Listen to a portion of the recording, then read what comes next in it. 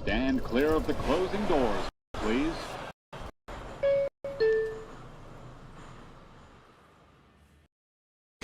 And what is up, you guys? Welcome to the stream. Tony Metro here with you as another piece comes off the board here this free agency, this winter, in what I have called so many times a very important free agency, a very important offseason for the New York Mets, considering the season that they're coming off of in 2025, the epic collapse. And so far to this point, I think most Mets fans would agree, I've been pretty disappointed seeing some fan favorites leave, and Pete Alonso, Brandon Nimmo traded, Edwin Diaz departing for the Los Angeles Dodgers.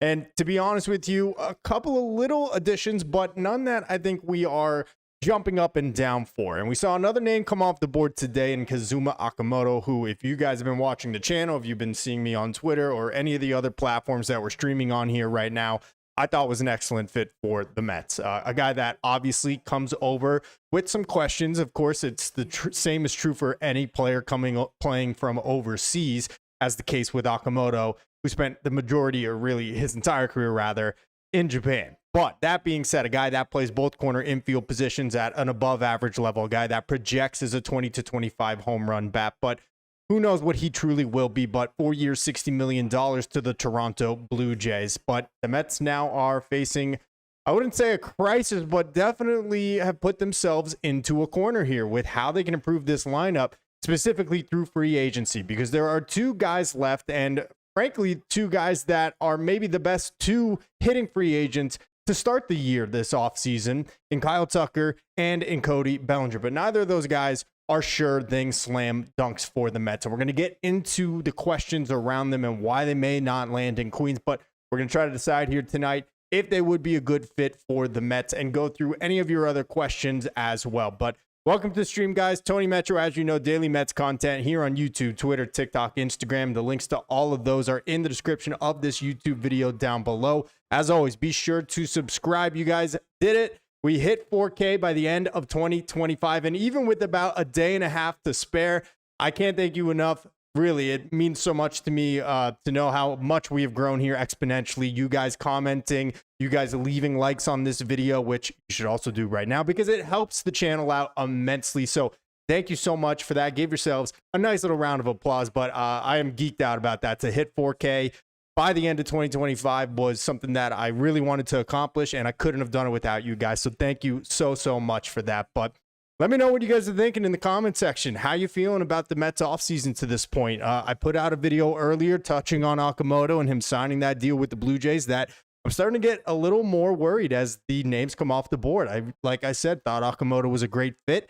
And I don't think that Kyle Tucker or Cody Bellinger are sure things for this Mets team based on the breadcrumbs that have been laid out here this offseason. Number one, regarding each of those players individually and the things that they are demanding in their next contract. And number two, what we've heard about the Mets' willingness to go beyond a certain number of years to invest a certain amount of dollars in players given their ages. So I'm not so sure either of these guys are going to end up here. And if that's the case, really the only avenue to truly improve this Mets lineup would be through a trade, maybe one that we're not even thinking of at the moment, but we haven't heard too many rumors about that. But let's go to the chat.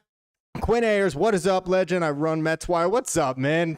Love you on Mets Wire, man. You crack me up all the time. I appreciate you tuning in. Good to hear from you there, Quinn Ayers. Yeah, Mets Wire is awesome. Check them out on TikTok, and I think he's on the other platforms as well. He cracks me up. Great videos. Appreciate you being in here. Armand is amazing. Hey, Tony, what's up, Armand? My man, my main guy. Armand always helping me out with stats in real time when I'm trying to keep things entertaining here. So I appreciate Armand always checking in. Bobby Baseball, what's up? Congrats on 4K. Thank you, Bobby. Really appreciate it, man. And again, guys, credit to all of you for hitting that sub button, leaving likes, leaving comments, participating in the live streams. Really do appreciate it so much. Thank you, Bobby. Jimmy James C and OG, it feels the same as going into the trade deadline when we knew we needed extra pieces and no moves were made until there were only scraps left. I mean, yeah, it really does feel eerily similar to how the trade deadline went here in 2025. We knew we needed to get some pitching. David Stearns did not like the price of the pitching market at this year's trade deadline. I remember he actually made a comment after the fact. I think it was post-mortem 2025, so after they collapsed and officially had missed the playoffs, that he said if fans knew what some of the names were being asked about from our farm system, I think they would have been even more upset about making a trade for a starting pitcher this past deadline. So the starting pitcher market is expensive. We saw the same with the Shane Baz trade between Tampa Bay and Baltimore. So I don't know, man. The Mets are in between a rock and a hard place, but it does feel very similar to the deadline where we knew we needed to make some additions and make some changes, and we kind of just got couple scrap heap guys, like you said. We were juiced about Ryan Helsley, obviously. Look how that turned out, right? But I'm with you there, Bobby, or Jimmy. I definitely understand what you're saying. What's up, Carlos? He says, sup, Tony? How you doing, Carlos? Good to have you in here, my man. Appreciate you tuning in. Josh, hey, Tony, you're the man. The Mets got punked by Paul Blackburn today. Blackburn said the vibe in Flushing was off. Wow, I did not see that, Josh. Thank you for bringing that to my attention. Well, the only thing I would say to Paul Blackburn is, you were a complete bust. We traded for you at the deadline in 2024. You got injured that season, didn't return for the Mets playoff run. I bet you things were feeling a lot better in that locker room while you were sitting on your butt rehabbing. So there's number one. And then number two, you began this season injured as well. And then when you did return, you had one good appearance, your first start against the Dodgers, and then you turned into who you've always been in your career, which is a quadruple A bump. So Paul Blackburn can say whatever he wants, and I'm not doubting that there was something probably a little awry in the Mets clubhouse. And there's plenty of reports at this point to support that, but Paul Blackburn is also the last guy that I want to hear from on that front. But thank you for telling me about that, Josh. Carlos, Mets are doing nothing. I mean, they have not done much. They have not. I mean, the last real big thing they did was sign Jorge Polanco 3 weeks ago now. Yeah, I think it was like the second week of December on a Saturday. So, yeah. It's been a little while. The Mets are doing nothing, and Kazuma Akamoto off the board. Mark Rapp, what is up? Happy New Year, brother. Going to be a rough season, Mark. Happy New Year to you. I'm not ready to say it's going to be a rough season just yet. Let's wait and see. But like I said in my video I put out earlier here on YouTube and on Twitter, I keep saying, let's wait and see. And the names the Mets are connected to, or that seemingly would be good fits for this franchise, keep falling and going to other teams. So I'm running out of patience, but let's just see it. Look, I think there's got to be something up David Stearns' sleeve. But again, I have been saying that for over a month now, pretty much since Pete Alonso and Edwin Diaz left and since they traded Brandon Nimmo. So I don't know. It is definitely starting to get more and more concerning by the day, Mark. Let's see. D. Morales, new to the channel. Good work, man. Hey, thank you, D. Morales. I appreciate you, man. Thank you so much for tuning in and hitting that sub button. Really appreciate you. And yeah, keep it tuned here. Daily Mets content, guys. As you know, anytime any big news around baseball goes down, this is your place to hear my opinion about it, at least. And I like to believe a lot of it's rooted in reality. Maybe just a tinge of Mets orange and blue bias. But Quinn, it sucks that we may just roll the same staff out there. In my opinion, I don't trust the majority of them. No. And that is one thing that we are going to talk about right here off the bat before we get too deep into the Kyle Tucker versus Cody Bellinger thing. We're going to look at the Mets Fangraphs projections for 2026. And the pitching staff definitely not being viewed as the strength of this team. I'll leave it at that, but that is what we're going to do here in just a moment. Armand is amazing, says, I'm going to wait until spring training, see if the current free agents sign with other teams on opt-out deals, and then I'll question and criticize Stearns. Yeah, and so Armand brought this up in our last stream. It was about a week ago, maybe a little bit longer. Obviously, holiday season was kind of busy for me, guys, so I appreciate you being patient with me. But, with the 2027 impending lockout, or at least the impending CBA negotiations that could lead to a lockout, there's a very real possibility that teams are being hesitant to hand out, long-term commitments to players. And players are holding out or maybe going to sign some of these opt-out deals. But it is a very weird time and a very weird offseason with that looming CBA negotiation after this upcoming season for sure. Carlos Ortiz said, Jimmy James.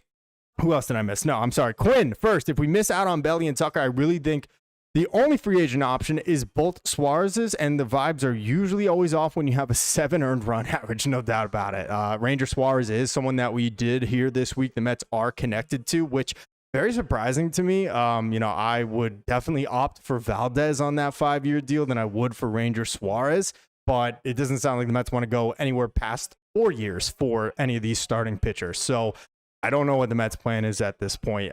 Suarez would be nice, but is he that much of an upgrade of what David Peterson was for the majority of last season, or what Clay Holmes finished his final line with, and what we could get back at a Cody Senga if he is fully healthy again, you know, and I hate doing ifs and ands and buts because it's all bull crap. I hate that, right? But at the same time, you only have 5 or maybe 6 spots in a rotation. So unless you're planning on trading one of those guys, or, you know, obviously you have to include the young guys of Tong and Sproat and even Christian Scott, who's returning now from Tommy John surgery that he required in 2024. So there's only so many spots in the rotation, and I'm not sure that Ranger Suarez at the price he's looking to get paid is going to be that significant of an upgrade that the Mets would be willing to give it to him. But Jimmy James, if they're going to be bad, I just hope they're terrible enough for me to not get emotionally invested. 2025 was too frustrating, nerve-wracking, and heartbreaking. 2025, man, I've said it was easily the worst year that I've been as a Mets fan. I mean, just with all of the pomp and circumstances, all the expectations coming off the run to the NLCS the year prior,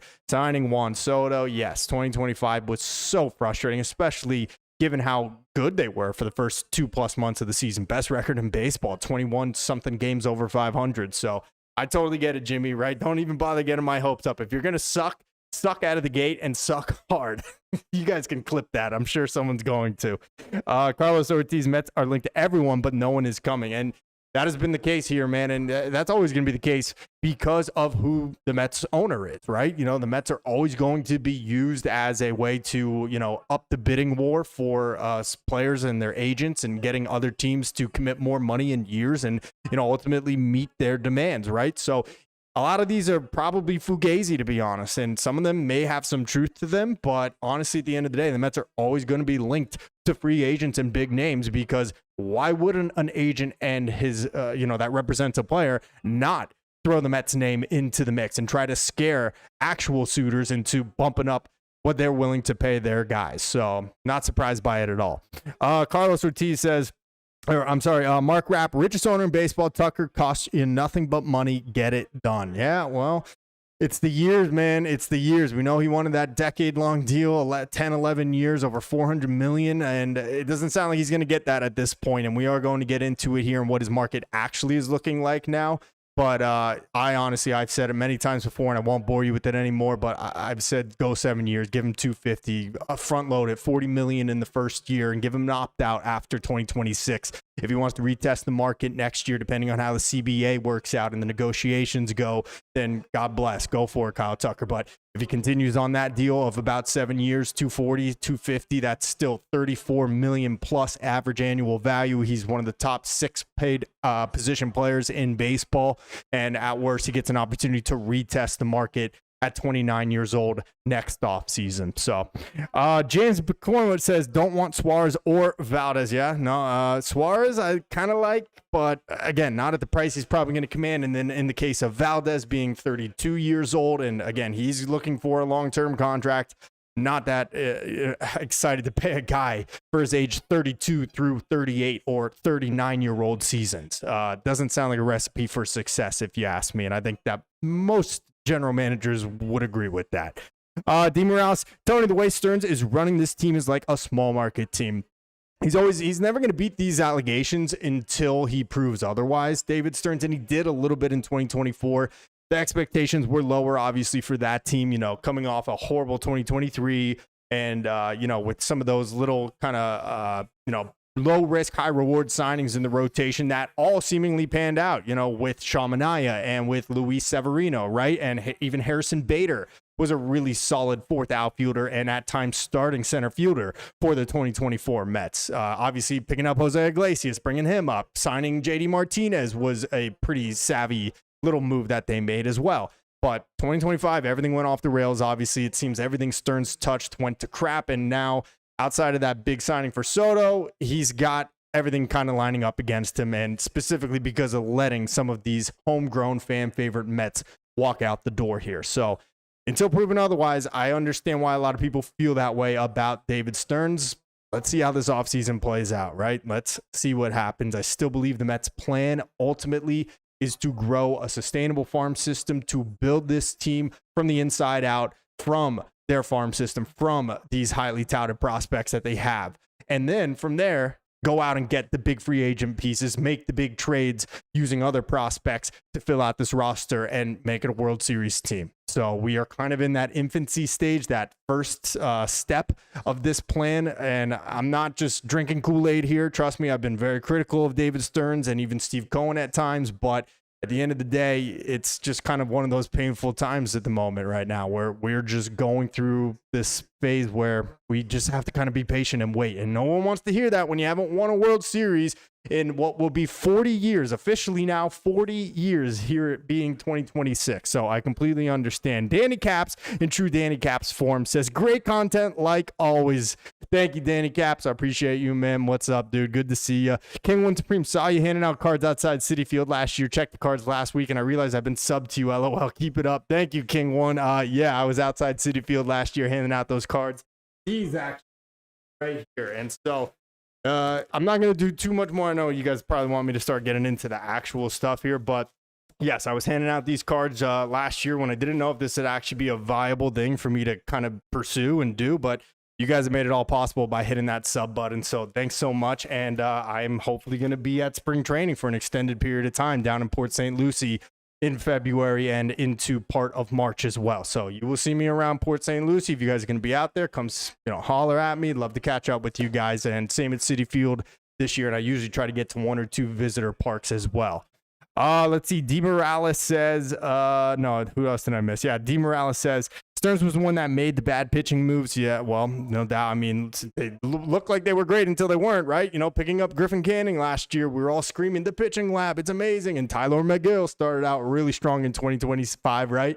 And then it just all went to crap. So, yeah, you got to give credit where it's due. You also got to take the blame if that's the case. So, it's a double-edged sword as far as Stearns and some of these, little low-risk, high-reward signings and pickups that he has made. But obviously, coming off the year the Mets are coming off of, we want serious material improvement. We don't want catching lightning in a bottle and hoping things work for the best. But we'll just see. The offseason, not over yet. So, Gary Metz Tube, I don't know what that means, TGE. McLovin Podcast, how do you feel about Eugenio Suarez for DH? I said at the deadline this year, I would have loved for the Mets to trade for Eugenio Suarez from Arizona.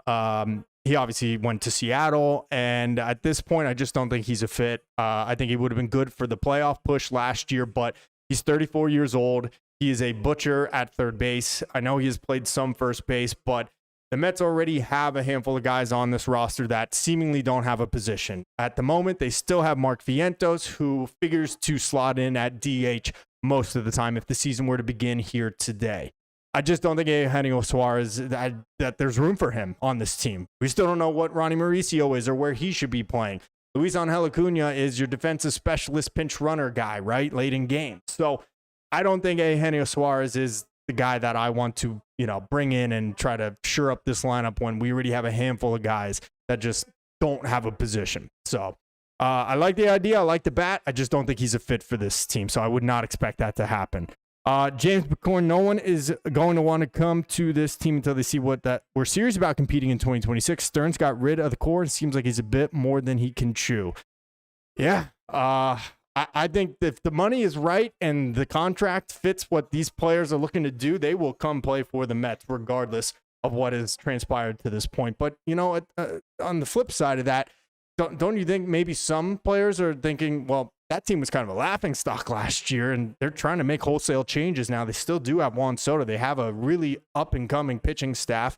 They have one of the best, if not the best, farm system in baseball. I want to go join that, right? So I'm just playing devil's advocate there. But no, I understand your feeling as well, that you see Pete Alonso gone, Brandon Nimmo gone, Edwin Diaz gone, how murky the negotiations went with Diaz, and now all the fallout about how the clubhouse was last year between the report that we just heard here about Paul Blackburn, what we heard about Soto and Lindor's frosty relationship with Lindor and Jeff McNeil, right? So it is definitely chaotic right now in Queens. There is absolutely no denying that whatsoever. Let's see, Joe Saturn, so far it's fan prevention. David Stearns said he wanted run prevention. So far, it looks like fan prevention. No doubt about it. I don't live in New York, so I have not had the opportunity, now that I'm an adult and can afford tickets, to actually have a season ticket plan. But I don't think I would be first in line for that based on how the offseason has gone so far. So, yeah, fan prevention, Joe Saturn, I love that. D. Morales, love both Tucker and Cody, but Cody is versatile and a great fit. Look, I don't think Tucker's really ever played first in his career, maybe a handful of times, but lefty stick, you could stick Tucker there at first base, I would imagine, but it's not as easy as just saying, oh, just put him at first. Like, a lot of people like to pretend you could do that, but first base is not that easy. But they're planning to do that with Jorge Polanco already, right? And career middle infielder, they're going to stick him at first base and see how that works. So is it really that far-fetched to imagine maybe putting Kyle Tucker there, even though he's a former Gold Glover out in right field? I don't know. I'm just spitballing here. Apollo Acuna, Mets are done for the offseason. I am convinced Stearns does not want any long-term deals due to possible salary cap coming. Possibility. I don't believe that Cohen has given him any instruction on how to operate, but you have to imagine that these owners, these front offices, have an idea of how that CBA negotiation is going to go next year. Maybe not the results, but they have an idea of what the players are requesting and what their other owners are looking to get accomplished, right? And we know that salary cap, salary floor has been something that has been bandied about for a number of years now, mainly from those small market teams that don't like to spend and are probably sick of getting criticized for it. So, yeah, it's a very just unclear picture of how the future of spending is going to be in Major League Baseball. And so I kind of understand some pause and hesitancy on the part of teams to not want to hand out big long-term deals. That's not stopping the Toronto Blue Jays, though. They didn't get the memo because they are just handing out cash by the bagful. First, it was Dylan Cease. Now Okamoto. They're still rumored to be in. I'm bringing Bo Bichette back, maybe even Kyle Tucker. I've seen them linked to Cody Bellinger, man. They are running it back and looking to go to the World Series once again. So good for the Toronto Blue Jays. No ill will toward them whatsoever. But yeah, they are having a really solid offseason so far, and they don't appear to be done. Let's see. JP YouTube says, worst offseason out of any quote-unquote good team so far, and it's only going to get worse. Buckle up, Mets fans. But hey, at least you have Soto. Huh? Well, at least we have Soto. 43 home runs, third in MVP voting. But Kev Chowd, our season's going to be filled with watching a lot more series than watching games. Yeah. What do you mean by that, though? A lot more series than watching games? I hope we just get to watch some good stuff. We'll see. Lauren Taramino, hey, how's it going? Good to see you. My guys, Mets 2026 is gonna be a developmental season for the prospects at Citi Field. Yeah, and David Stearns has said that already, guys. And I made a video just maybe a week ago. Stearns told us to plan this offseason. He told us in the end of the 2025 season, there are young players coming up that deserve to play on the big league stage, and we want to see what they are. He didn't say it in exactly those terms, but he did say deserve to play in the big leagues. We just didn't want to listen. We just wanted to go out there and go crazy and spend buku bucks and throw at all the big names and try to patch up all of our problems for 2025.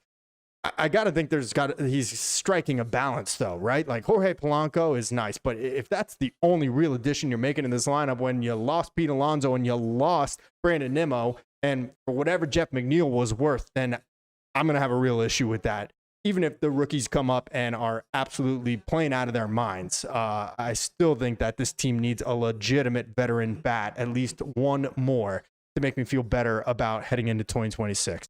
Let's see. Mike has Mets. Stearns doesn't want to improve the team. Stearns is really in a tough place right now. Fans are going nuts, and I understand why.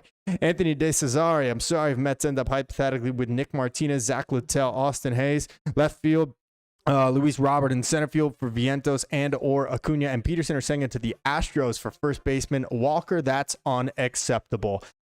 Yeah, I'm going to be honest. I don't love that plan at all, so I hope it's not going to happen. I'm not a big fan of Christian Walker. He is 34 years old. He still has 3 years left on that deal. It's not super expensive. Yes, he is a good defensive first baseman and probably, ready for a big bounce back season at the plate. That's not something that I am trading pieces of my team for and hoping that he's going to have that bounce back with the Mets. Just not interested in that at that age and with 3 more years on his deal. As far as trading for Luis Robert Jr., I stated for either Acuna or Vientos or maybe even both. Again, I'm not crazy about him. $20 million, just a 1 year left on his deal of team control. So yeah, you need a center fielder because it sounds like Carson Bench is probably going to profile more as a left fielder, but is that really worth trading assets for and then paying $20 million for a guy that has had an on-base percentage around 300 for the last 2 years? Not super crazy about Luis Robert Jr., though I do think he would make them a better team, a slightly better team. But Zach Littell, Nick Martinez. I actually think Nick Martinez is a good fit. I can't remember who, but one of the viewers here suggested him in our previous stream, and he's got a lot of time as a swingman. He can come out of the bullpen and give you innings. He can step in and take spot starts or even just outright into the rotation if there are injuries. So I actually do kind of like the idea of Nick Martinez if you're going to insert him as your long man / swingman kind of operative, where he can go back and forth depending on what's going on with the rest of your rotation, your schedule, things of that nature. So he's not going to get me creaming, but I don't hate the idea of Nick Martinez either if the money and the deal is right. Guys, thanks so much for tuning in. Leave this video a like. Really appreciate that. Helps the channel very much. Go ahead and do that right now. And if you're not already subscribed, go ahead and do that now. We just hit 4K. That was the goal by the end of 2025. Really appreciate you guys for doing that. Couldn't do it without you. Round of applause for all of you. So thanks so much. All right, guys. So let's do this. I'm going to share my screen and I'll keep checking in on the chat. You guys know that. But this is an article from Metsmerized Online. I read it every day. I'm sure you guys do as well, or at least have seen it before. But I would have liked to just outright go to Fangraphs, but I'm not smart enough to figure that out. Okay, so here we are, and I was talking earlier about the Fangraph projections for 2026. They've already released them for a handful of teams, including the Mets. Somebody mentioned how the pitching staff was not looking so great, and this is pretty much what Fangraphs is suggesting as well. So let's go through this article really quick. Fangraphs has already put out its wins above replacement projections for 2026. Of course, teams like the Mets are likely still a ways away from where the roster will be opening day. Well, we'll see about that. I don't know. Names keep coming off the board, right? Currently, overall, though, the Mets have the 6th highest overall projected WAR. Making this up is a 4th ranked projected position player WAR and 16th ranked projected pitching WAR. So Fangraphs has the Mets as the 6th highest projected wins above replacement for 2026, and they have their position players as the 4th best, and their oh my God, Monday Night Football, Saturday Night Football, I don't even know, it's on ESPN, but it's too loud over there. Sorry, I lost my train of thought. Position players for the Mets are the 4th highest ranked wins above replacement in these projections, but the pitching staff is at 16. So somebody had mentioned it earlier. The position or the pitching staff doesn't look like it's going to be that strong, and that is exactly what Fangraphs is also looking at least to this point. Their overall ranking of 6 sits 3rd in the National League behind the Los Angeles Dodgers and the Atlanta Braves. Wow. So the Mets have a higher projected WAR than the Phillies, who look like they might make a run at the World Series last year. They obviously ran away with the National League East, but the the Braves are actually ahead of the Mets, which I didn't think that the Braves were going to miss the playoffs last year. I thought all the way to the end, pretty much until they were mathematically eliminated, that they were going to find a way to pull it together. Fangraphs is projecting them to have a bounce back year in 2026. And then, of course, no surprise, the Dodgers have the best projected wins above replacement in 2026 as well. So, look, it's just something to keep a note of. Obviously, things are still very fluid. This team could look very, very different here in a couple of weeks, even by tomorrow. Who knows? And it could be the Mets signing either Kyle Tucker or Cody Bellinger. And so let's go into that now and discuss Kyle Tucker. Let me just go to the chat real quick, make sure I'm not missing anything. D. Morales, I feel like this season is a punt season. I really hope not. I don't think punt seasons are really going to be a thing for the Mets. I think, like I said, this is still kind of stage 1, the infancy phase of David Stearns' plan of trying to get these young prospects up, building from the inside out, and that we're just kind of unfortunately stuck here watching it, and it's not very pleasant until proven otherwise. But I don't think the Mets are going to have punt seasons under Steve Cohen, under David Stearns, as bad and bleak as things might look right now in this moment. Kev Chad, Mets future is obvious. Stearns will fire Mendoza midseason. 2027 will be lockout. Stearns thinks he's safe until 2028.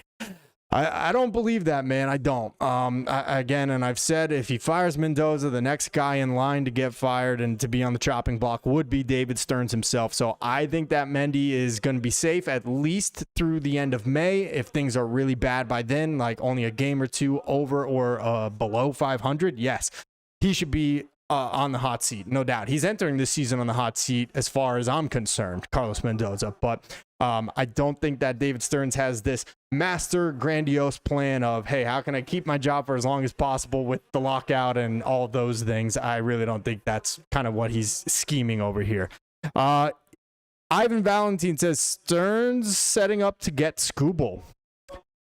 You guys know my feelings on Skubal. I wouldn't trade for him. I think it's a waste of prospect capital. I'd wait till he's a free agent next year, and even then, he will be 30 years old, and I'm not saying don't sign Skubal. I'm just saying you got to be wary of paying a guy $400 million for his 30s. And it's just the nature of baseball, and when players hit free agency, I don't think a trade is coming for Skubal. It's going to cost the entire farm that David Stearns has made clear he is hoping to lead this team into the future. I'd be shocked if that's the case. Depending on what is actually going back, I might be very excited to be getting the back-to-back AL Cy Young winner, no doubt about it. But we've heard Tong, we have heard Sproat, we have heard it would cost Clifford and Jet Williams and, pretty much 6 of the Mets' top 15 prospects. So I don't think that he is going to be trading for Tariq Skubal, but I don't know. Everything else has surprised me so far this offseason, so maybe that's the next thing that will. Big Rod 1969. I'm at the point where the Mets need to prove to me they can, and they will start signing these big players in free agency. Yeah, no, I understand, man. And look, it's just one of those really weird off seasons where we had such a horrible end to 2025. We have seen all of our homegrown and, long tenured Mets leave or be traded. And now we are like, okay, like, it's the Will Smith meme at the end of Fresh Prince of Bel-Air. He walks into the living room and everybody's gone. The furniture's cleared out, right? So we are feeling lost as fans of this team right now, and I understand why. But offseason's not over. Let's see what else they bring in. Maybe there's a trade we don't even know that they're working on right now, like was just suggested. Let's see. Greg Gardner says everyone thought 2024 was a punt season, too early to throw in the towel. And you know what, man? That's exactly what I've been telling myself is we thought 24 was a punt season after they sold off in 2023. It was David Stearns' first year. They made just these little tiny additions, some bounce back candidates in the rotation and Harrison Bader and JD Martinez because no team wanted him through February or whenever they finally did sign him. Jose Iglesias on a minor league deal. And look what happened in 2024. It does seem this Mets franchise historically just does perform better when there are low expectations. So maybe that is a good thing for the 2026 Mets. I don't know. Let's see. Anthony De Cesar, if the Mets don't make the playoffs next year, is Stearns on the hot seat?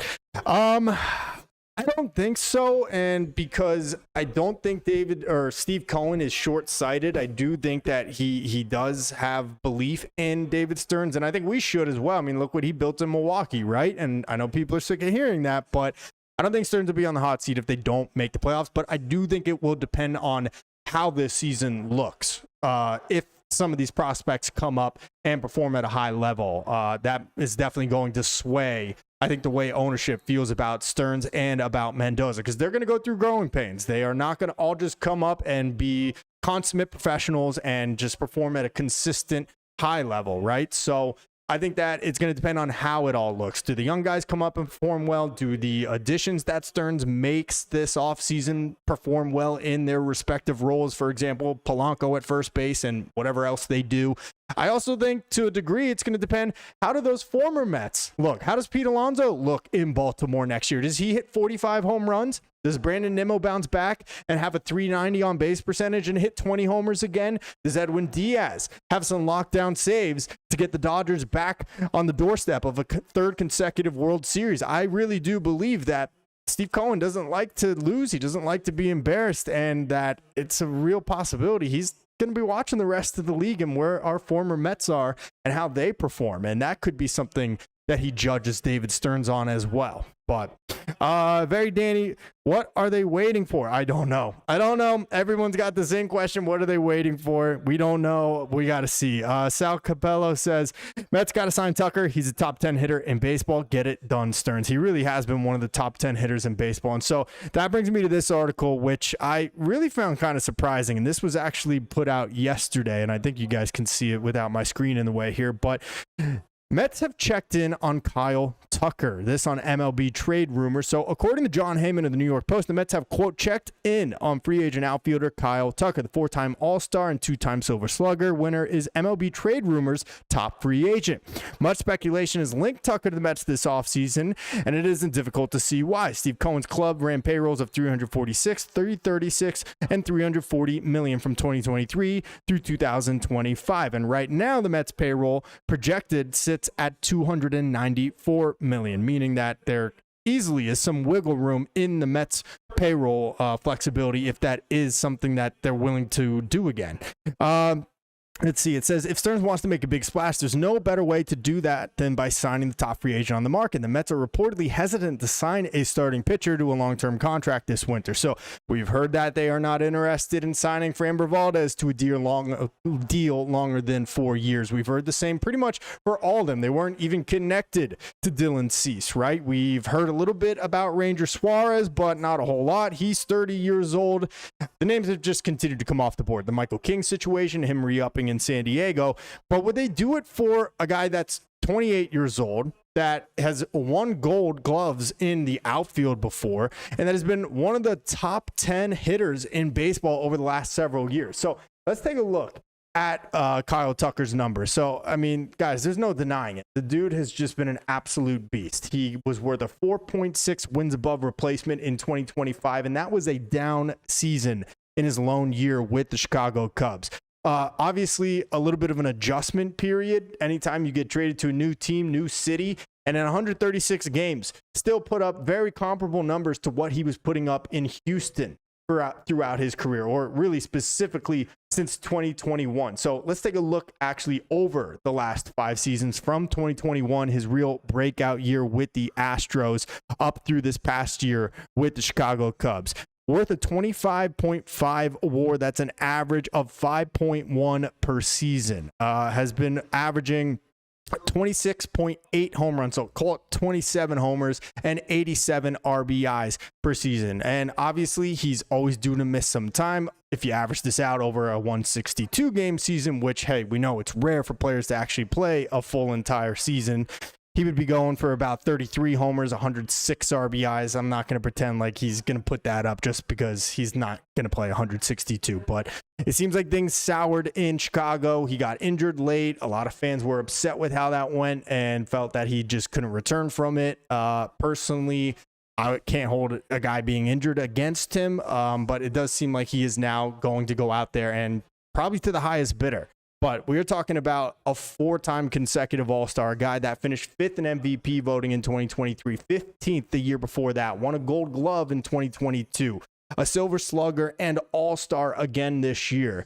The question is, are the Mets willing to give him the long-term deal that he's likely seeking? So we heard the 10 years, $400 million. It doesn't sound like that's a realistic thing at this point anymore. I have said before, and I'll just say it one more time, 7 years, $250 million, front load it to $40 million for 2026 and give him an opt-out after this season. Let him retest the market in 2027 if he so desires with the whole lockout situation next winter. I think that's a win-win for both sides. Even if he does opt in, still going to get paid handsomely, about $35 million per year in that case, and would make him one of the top 5 paid position players in baseball. So I think there is a real world where the Mets could sign Kyle Tucker. Here's the problem, though, and then I'm going to get back to the chat here really quick. Kyle Tucker and Cody Bellinger, the two guys the Mets are most connected to that seemingly at this point, at least free agency-wise, seem to be the best fits for their roster needs, are connected at the hip. And that is because Kyle Tucker, Cody Bellinger, both left-handed bats, both have had good power numbers in the past. Bellinger's a little bit more of a power stick, but has had an injury history, just like Tucker. He's a little bit older than him, but both coming off pretty solid seasons this past year. Tucker is going to set the market for Cody Bellinger. And Bellinger is sitting there waiting to see what Kyle Tucker gets so he can go back to other teams and say, well, look what Tucker got. I'd like to get something, not going to get the same, but he would like to get something in the same vein as what Tucker's going to get based on their age difference. I personally love the idea of trying to get Tucker in here, putting him in right field, which I have said before. I would move Juan Soto to left. If Carson Bench is ready, I give him the reins in center field. You keep Tyrone Taylor as your fourth defensive outfielder, right? And hopefully he can just fill the gap in there if Bench is struggling center field wise. I even floated the idea of having Kyle Tucker play some first base. He hasn't done it a whole lot in his career, but that is something that I would do because this is just a top 10 hitter in baseball for the last several years who's still in his prime, probably still has 5 to 6 years of his prime left, and maybe even more depending on how he ages. And it's not something that the Mets should overlook. And I think it's a great way for them to try to fill out this lineup and improve their offensive projections for this upcoming year. All right, let's go to the chat. I got a lot of catching up here to do. Let's see. McLovin Podcast with the $1.99 super chat. Thank you, McLovin. I appreciate it very much. I wish I had my sound effects to play the ka-ching sound, but thank you, McLovin, for the donation. I really appreciate it. Kevchada, even Big Bad LA needed strong bench to win the World Series. How can fans expect Scooble alone will make us serious contenders? I mean, who ended up being the World Series hero for the Dodgers, right? You know, dude off the bench, Miguel Vargas, right? Got that home run to tie it, made the game-saving play, second base, throwing the runner out at home. Mets need depth. Mets need to have a deep team. Every team does. It's not just the Mets, obviously. I think there's some pieces of that they have already with, Acuna and maybe to a degree with Ronnie Mauricio, but we will see what happens and how this roster pans out. Kevchada Stern should shorten his leash. Will do nothing this offseason. We shall see. Very Danny, what are they waiting? Oh, I already got to that one. Sorry about that. Armand is amazing. Every team is checked in on Tucker and others. Teams love these type of reports. Yeah, and you know who loves it even more is Kyle Tucker's agents, right? And, of course, in the case of Cody Bellinger, Scott Boras, More reports, more names, more teams that are connected to your player, to the guy that you represent, the more leverage you have in negotiations with legitimate suitors. And that's why I said earlier, the Mets are always going to be thrown into the mix with any big name and even some smaller names as well, because it's hopefully going to put the fear of God into those real legitimate suitors to bump up their price for the players that they represent. So Darren Rivera says, I think the Mets aren't signing a free agent until after January 15th when their pool money won't be affected so they can sign a Seagian. Yeah, well, that's a very good point. We know that the Mets got a Seagian from the Yankees. He was committed originally to go to the Bronx. Obviously, he's only, I think, 16 years old. He's in the Dominican and was signed or committed to the Yankees, flipped it to the Mets. And now the Mets are looking to get more international pool money, as we heard. So I'm surprised we haven't heard a trade about that yet for the Mets looking to acquire more international pool money so they could still sign a Seagian as well as the other guys that they had commitments with. But yeah, that is a very good point by you there, Darren. Would not be surprised to see the Mets pull off a trade here shortly or in the near-term future, trying to get some more pool money as far as international pool money, that is. Sal Capella says, trade for an ace after signing Tucker. I mean, I'd be doing a dance if that was the case, right? I mean, Kyle Tucker and then go trade for an ace. The problem is, who's that ace, right? I mean, Joe Ryan's not available, and I've said here many times on the channel, I don't believe he's an ace. He doesn't fix all the Mets' problems. Really, even an actual ace like Tariq Skubal or Freddie Peralta doesn't solve all the Mets' problems. It goes a long way toward helping things, depending on what's going back in those deals.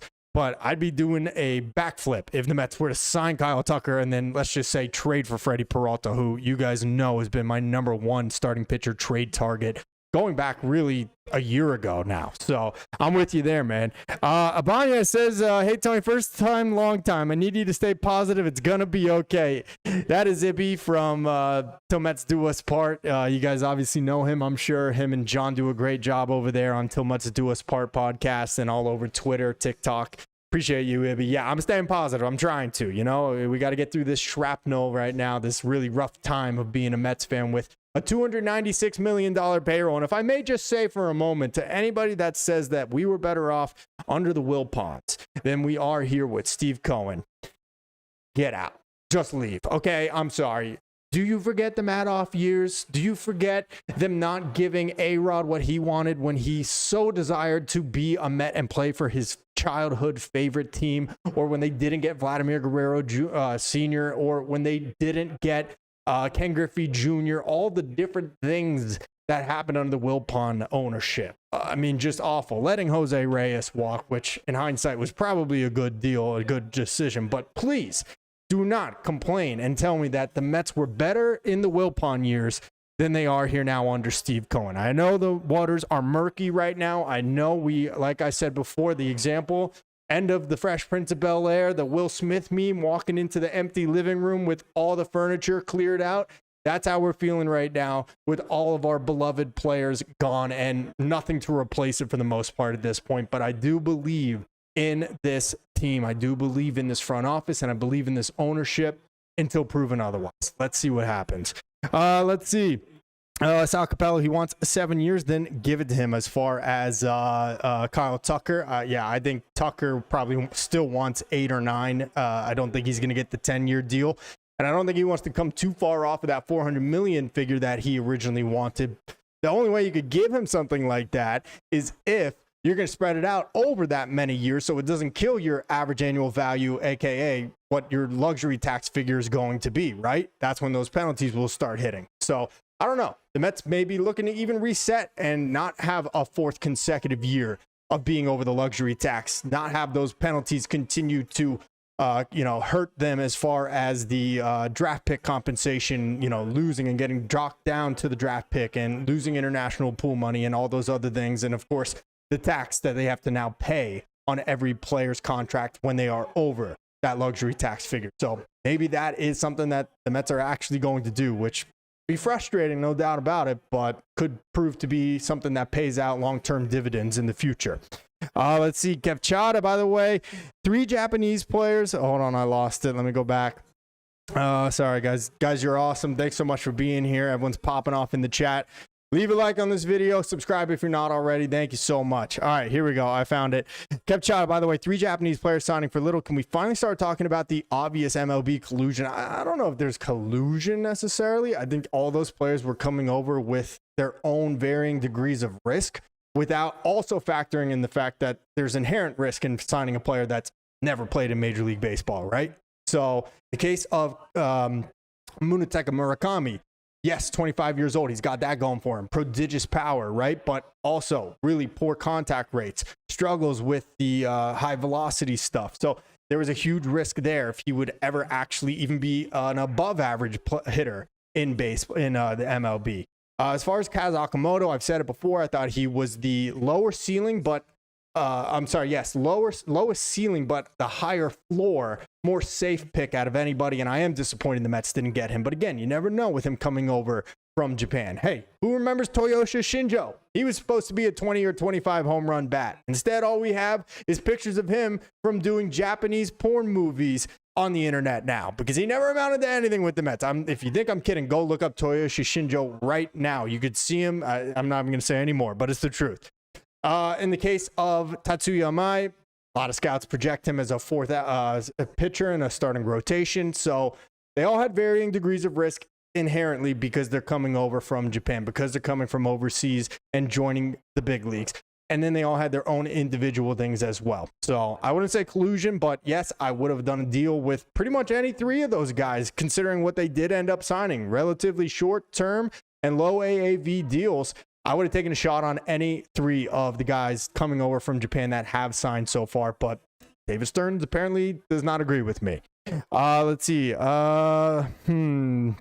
Who else are we missing? Sherry Radway. Jays are still looking to sign Bo or Tucker, plus make trades before they're done. Like I said, man, nobody has given the memo to the Blue Jays that there is an impending CBA negotiation and possible lockout after this year. They are spending like crazy, like it's going out of fashion, and I respect the hell out of it, man. You come just a few outs away from winning that World Series last year, and they are not taking a step backward. They are looking to take 2 major steps forward. So good for the Blue Jays. Happy for their fans. They're a good fan base, so pretty cool to see. Anthony De Cesare, if there is a work stoppage after this year, the MLB Players Association would never agree to a salary cap when it's all said and done, right? Owners would have to be willing to sit out a season, right? Yeah, the players, yeah, you're 100% right. Players would never agree to a salary cap, even if there was a floor. I don't believe that's going to be the case. I really hope it's not the case. Of course, as soon as the Mets get an owner that actually is willing to spend, everyone else in the league is trying to implement these new rules that would make it less of an advantage for us, right? Because that's how it goes for the Mets. But I don't think that there would be a floor. I don't think there will be a cap. I hope they can work it out. But, if the owners decide, yeah, we're just going to sit it out because we're not willing to agree to any of those demands from the players union, they're going to be just losing money. I mean, hand over fist, nothing from the gates, right? No one coming into the stadium, plus obviously the depreciation, everything else that they're paying on owning their stadiums and their land. And I mean, I don't know. It's a lose-lose in my opinion, but yeah, it's going to be really interesting to see how it plays out. Let's see. Big Rod says, I would say go after Cody Bellinger and Kyle Tucker, but only if they accept like a 4 to 5 year deal with opt-out after the 3rd year. And unfortunately, I just don't think that's going to be the case, because in the case of Kyle Tucker, or rather Cody Bellinger, he's 31 years old. This is really probably his last legitimate chance at signing a big contract. He's coming off a really good year with the Yankees. I personally think he's going back to the Bronx. It makes too much sense. He has a swing built for that ballpark, had a really good season with them. And like I said, probably his last contract to sign, or a big contract to sign here in his career, being 31 years old. I think he's going back there, and he doesn't want to settle for a 3 or 4 year deal. He wants 5 minimum, and really probably is hoping to get closer to like 6, which I don't think he's going to get, but he wants to be playing through his age 37, age 36 season and cash in right now, coming off that great year. In the case of Kyle Tucker, I mean, at 28 years old, has a little more flexibility, but, all it takes is one bad injury, one detrimental thing to happen to him, and his career could be like that, just over. So he's coming off, like I said, and we're looking at his page right now, 4 consecutive seasons, 5 actually, where he's posted a WAR of 4.6 or better. 5.3 in 2021, 5.5 in 22, 5.5 again in 2023, and then 4.7 and 4.6 the last 2 years. So why would he want to not take advantage of being arguably a top 10 hitter in baseball for the last half of a decade and cash in on this free agency now? Perfect world, yeah, I'd love for the Mets to be able to get a deal like that done with them, but you have to take into account what these guys are looking to get, done for themselves as well. Let's see. Mike Shield says Gallen is terrible. Suarez is okay. They need way better than Eugenio Suarez. Bellinger and Tucker aren't coming here. We will see. We will see. We didn't think that Pete Alonso was going to leave. We didn't think Edwin Diaz was going to leave, or really that Brandon Nimmo would be traded. And here we are. So I'm not counting the Mets out on Tucker or on Cody Bellinger. As far as Eugenio Suarez, like I said before, 34 years old, guy that's basically going to be a DH in my opinion for the rest of his career moving forward. Not a fit for the Mets as much as I love his bat. So I'm with you there. I would take what do you call it? A waiver. I'd take a waiver on Zach Gallen, but the Mets just really aren't in a position to do that. But we are talking about a guy that was a perennial Cy Young vote earner with the Diamondbacks ever since the Marlins traded him out to the desert, and just had a really, really bad year at the worst possible time right before he hit free agency. But like I said, Mets are just not in a position for a whole lot of bounce back candidates in their rotation or in their pitching staff, because they are full of those already at the moment. Let's see. Thoughts on Duran? Oh, Jimmy James C with the super chat, $4.99. Thank you, Jimmy. I appreciate you, my man. Thank you so much. Happy New Year to you as well. Jimmy, you've been here for so long and always viewing and watching and commenting, leaving likes. I really appreciate you very, very much, Jimmy, for that. And Happy New Year to you and yours, and I hope that your holidays were great. Let me go back. Okay, D. Morales, thoughts on Duran? I love Jared Duran, the player. A little concerning coming off of the season he just had here this past year, but before that, 8th in MVP voting in 2024. It sounds like the Red Sox are not dealing him unless they get what they said was a frontline starter, a guy they could put at the top of their rotation, which obviously the Mets do not have to trade to Boston at this point. If they had it, they would most certainly not be trading it, because we need that ourselves, right? So I don't think the Mets and Boston matches up, at least based on what the Red Sox have stated that they want for Duran. And the only other thing I will say in regards to that is Duran has definitely had some on the field and off the field kind of public issues so far in his career. We've heard him say some things to fans. We have seen him do some things in the media. I just don't know if the microscope of New York, and specifically the Mets, who are just notorious for being completely, chaotic and dysfunctional, it's going to be a great fit for Jarren Duran, if I'm being completely honest with you. Jarren Duran, the player, love it. Just don't think it's a trade match, and personality-wise, I'm not sure he would thrive in Queens, to be totally honest. Let's see. I'm not saying that name. Thunder C99. Steve Cohen would have let David Wright walk 100%. I don't know, man. David Wright was still playing at a high level when he got that deal, and the age was right, but maybe, man, that is an interesting thing to think about. I mean, Pete's in a different situation than Wright was at that time, but obviously, the Wright injury stuff with his back and the spinal stenosis completely derailed his career. So hindsight 2020, but obviously that deal didn't work out so well for the Mets, but still love to have David Wright as an all-time Met. Let's see, Darren Rivera, if it wasn't for Cohen, we wouldn't have Lindor or Soto. That is 100% true. We probably would not have re-signed Pete Alonso last year. And you know what? The Mets made Pete Alonso a very fair offer in 2023 when Billy Epler was still the general manager. I think it was like a 7-year, $158 million offer. He did end up doing better when you combine what he earned last year and what he just signed with Baltimore. So congrats to Pete. He bet on himself and he won. But the Mets made him a fair offer, and I don't think that the Wilpons would have given him that offer. So, we all want to just be critical of Steve Cohen right now because of the way things are looking at the moment, but Steve Cohen has done a lot of good. He has been a good steward of this team and has always forked over the money and consistently been one of the top spenders in baseball, if not the highest spender around the league. And unfortunately, things just have not materialized to this point. So I find it hard to be critical of Steve Cohen. I could be critical of some of the moves David Stearns has made, and until proven otherwise, I will continue to call him out when I think he's made mistakes. But I don't think it's fair to criticize Steve Cohen necessarily. Let's see. Armand Mason Alonso only wanted to be here if we paid him. Remember, he rejected a 7-year deal years ago, then hired Boris. Pete wanted money. I don't fault him, but he never wanted to be a Met because he loved it here. There you go. Armand, perfectly said. I didn't even see that comment till just now, but they gave him that 7-year offer. I think it was $158 million. It seemed very fair at the time. He rejected it. He hired Boris, and this is where we find ourselves now. So let's see. Sherry Radaway. Jay's also picked up Moon Sung Jun, a 18-year-old Korean kid that is 6'5" and has 5 different pitches and throws high 90s. I never even heard of the dude, but okay. 18 years old. He's probably a little bit away from making it to the big leagues, I would imagine. Let's see. Darren Rivera. Mets haven't had much luck with Japanese players other than Senga, who is inconsistent.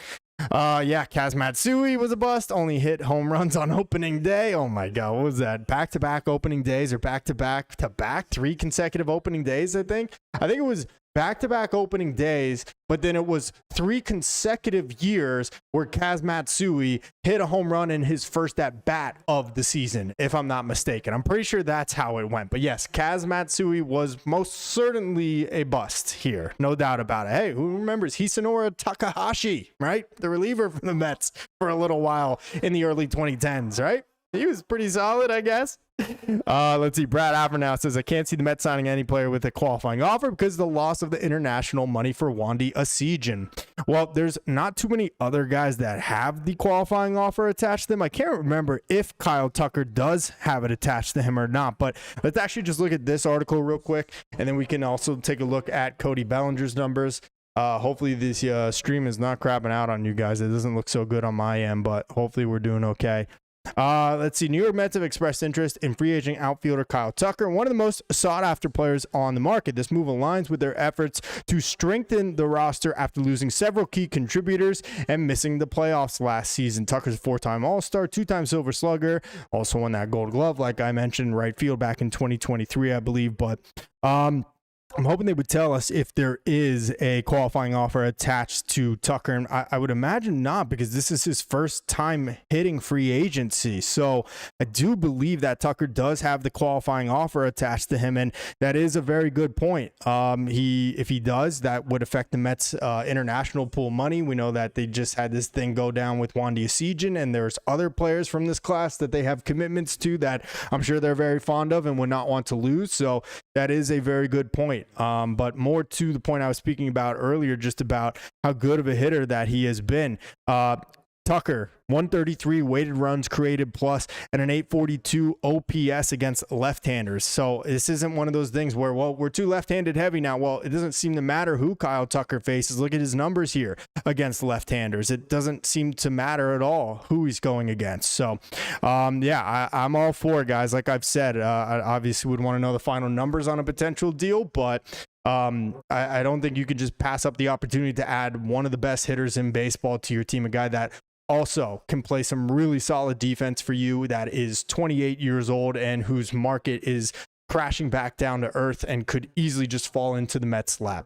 Guys, leave this video a like if you have not already. Thank you so much for that. Thank you again for getting us to 4K here right before the buzzer of 2025 with a day and a half to spare. You guys are awesome for that. Subscribe if you're not already. Go ahead, hit that button now for daily Mets content, updates on everything they do this offseason all winter long. Like I said, hoping to be down in Port St. Lucie in February and in March. So hopefully I'll get to see some of you guys out there. And then, of course, throughout the year at Citi Field and even some visiting parks around the country as well. So great to have you all in here on a Saturday night. We're going to go through a couple more here and then we can look at Cody Bellinger's numbers. But it's a live open forum Q&A. So anything you guys want to talk about, Mets related, baseball related, hit me on the chat and we'll go through it. Let's see. Where am I? Scott Sanborn. I can't say. I don't know. Scott Sanborn. Sign Tucker long-term with deferrals in trade for Roberts and sign Valdez. Yeah, I don't think they're going to sign Valdez, if I'm being honest, unless he settles for a 4-year deal. Even that, I think the Mets are hesitant to give him. I think they would prefer a 3-year deal. He's not going to sign for that unless his market's completely barren.